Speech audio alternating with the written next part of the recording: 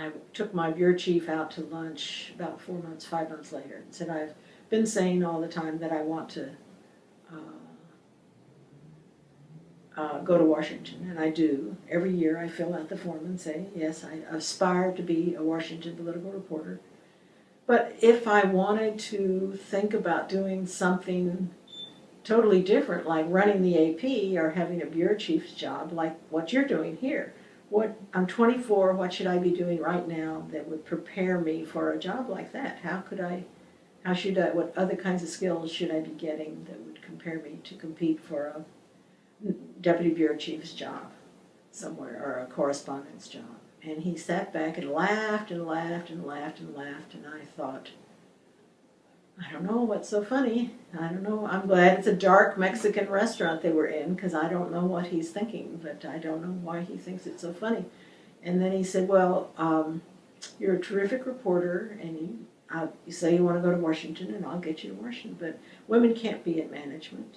And because to do the job that I have, you have to first have a job where you're selling the services of the AP to its members, the radio stations and the newspapers.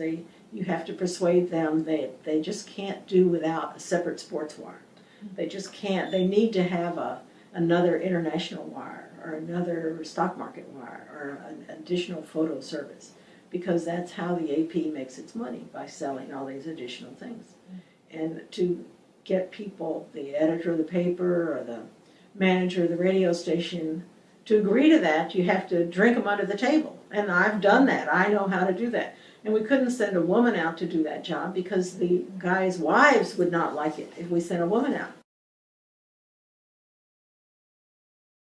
You know, there's just sort of a wall that I think I was always accepting of, feel really strongly is a good thing.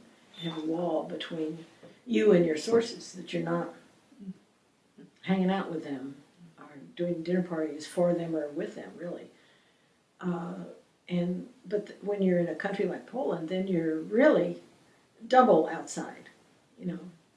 Because I knew some reporters and editors there, but I wasn't speaking Polish that fluently that I could ever be one of them. I didn't want to be one of them. I think it's still a well-kept secret in lots of ways, and that people who come are not are really surprised by the caliber of people there, and by the quality of the people there, and the interesting mix of people, and the casualness of it, and the craziness of it. I think they're really surprised by that, and they come back, you know. And so there's not anything that casual in other journalism groups of professional journalists that meets on a regular basis.